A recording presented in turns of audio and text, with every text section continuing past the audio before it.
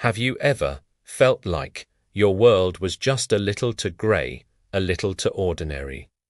That's exactly how our story begins in the dusty, sepia-toned plains of Kansas. Here we meet Dorothy Gale, a young girl living on a farm with her Aunt Em and Uncle Henry. But Dorothy dreams of a place far away, somewhere over the rainbow, where everything is vibrant and full of life. Her only real friend is her little dog, Toto. One day, a conflict with a grumpy neighbor, Miss Gulch, puts Toto in danger. Heartbroken and feeling misunderstood, Dorothy decides she has to run away to protect her beloved dog. But as she leaves, the sky darkens ominously. A massive, swirling tornado, a cyclone of incredible power, descends upon the farm. Dorothy rushes back, but it's too late. She and Toto are trapped inside the farmhouse as it's lifted from its foundations, spinning high into the storm. It's a terrifying, dizzying ride through the heart of the tempest, a journey into the unknown. When the house finally lands, it's not with a crash, but with a gentle thud. Dorothy opens the door, and the world is no longer black and white. She steps out into a land bursting with color, a place of impossible beauty called Munchkinland.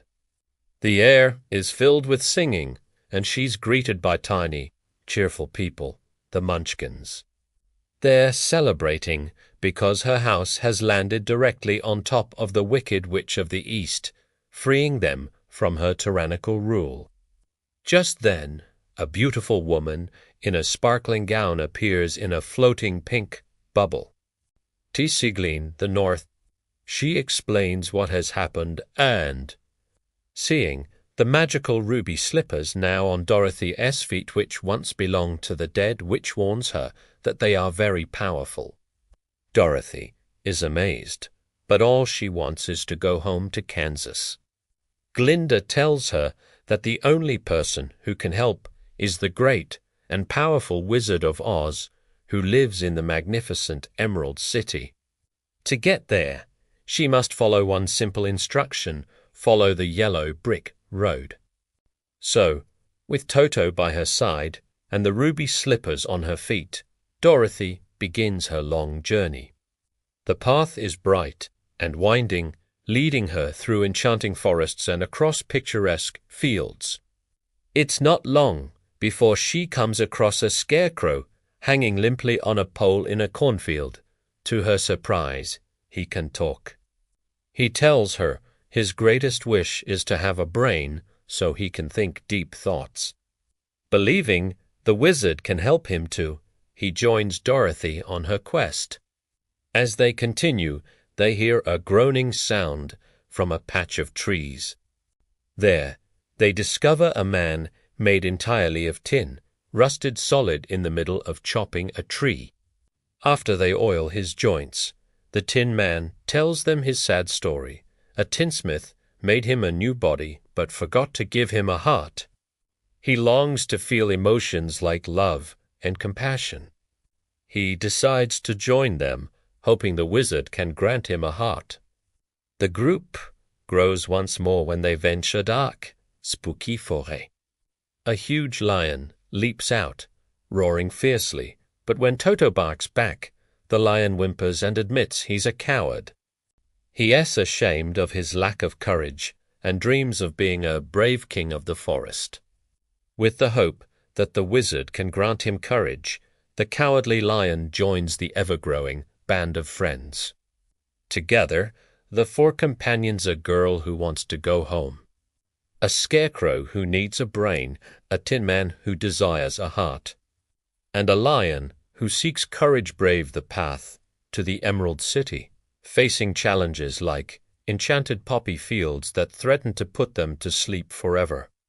All the while, they are being watched by the sinister Wicked Witch of the West, the sister of the witch Dorothy's house fell on. She wants revenge, but more than that, she wants those powerful ruby slippers for herself.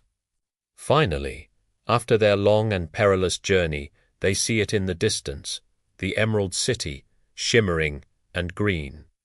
They reach the gates and, after some convincing, are allowed inside. The city is even more spectacular than they imagined.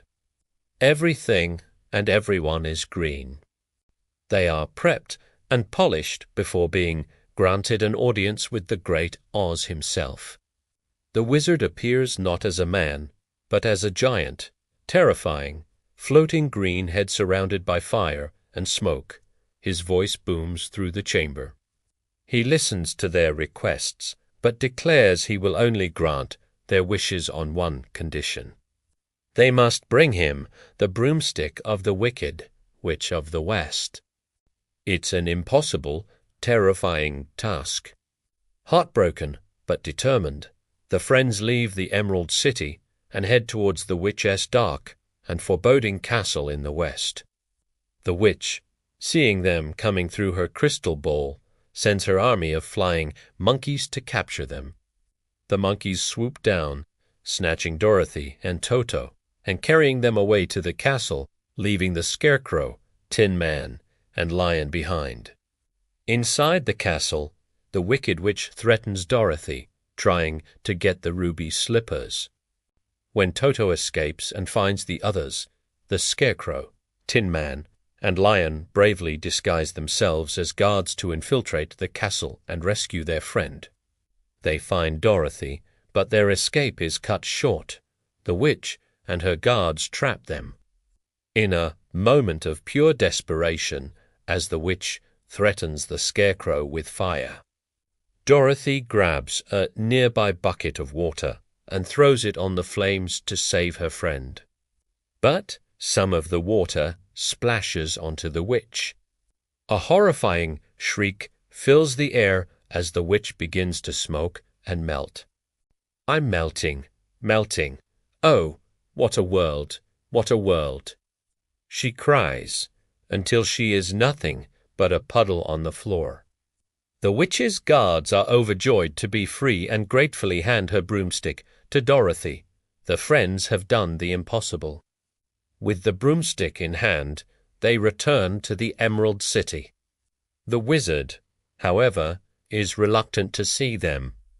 As they plead with the giant, floating head, Toto pulls back a curtain, revealing a small, ordinary man operating a series of levers and speaking into a microphone. The great and powerful Oz is a fraud. He admits he's just a regular man from Kansas, a humbug who arrived in Oz by a runaway hot air balloon. He has no real magic, but he is a clever man. He tells the Scarecrow that he's had a brain all along. He just needed a diploma to prove it.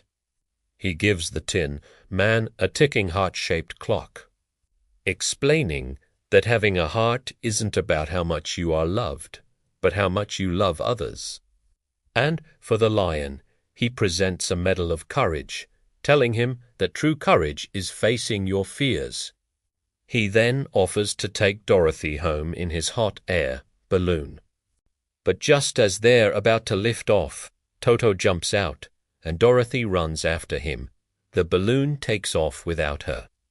It seems all hope is lost. But then Glinda the Good Witch appears once more. She tells Dorothy that the wizard was wrong. She doesn't need a balloon because she's had the power to go home all along. The ruby slippers hold the magic. Her friends are confused. Why didn't Glinda tell her this before?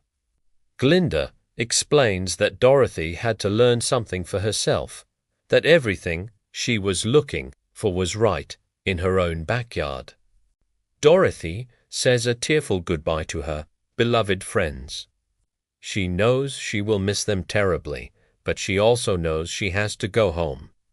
Following Glinda's instructions, she closes her eyes, clicks the heels of her ruby slippers together 3 times, and repeats the phrase that has become her heart's truest desire: "There's no place like home.